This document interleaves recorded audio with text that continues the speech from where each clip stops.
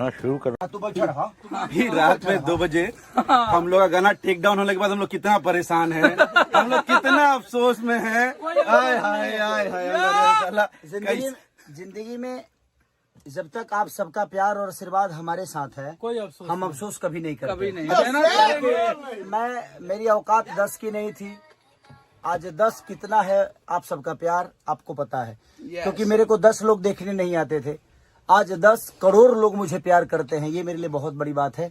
और मेरा भाई दिल है इतना अच्छा। और मेरा भाई देखिए, अब सबसे बड़ी चीज है कि चाचा हूँ मैं। और लेकिन हम के चाचा भतीजा के नाता ना रहे। और ये आ गए हमारे बाबा, देखिए वायरल राइटर। तो सारे लोगों का प्यार और आशीर्वाद है।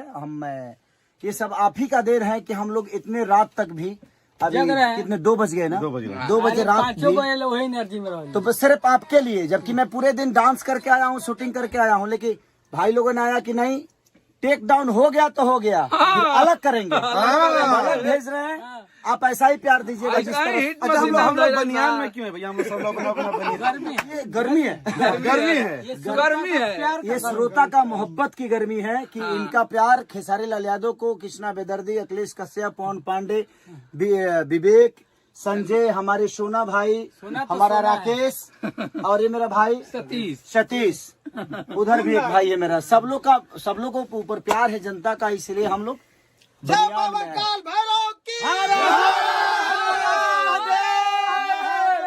पार्वती फतेह।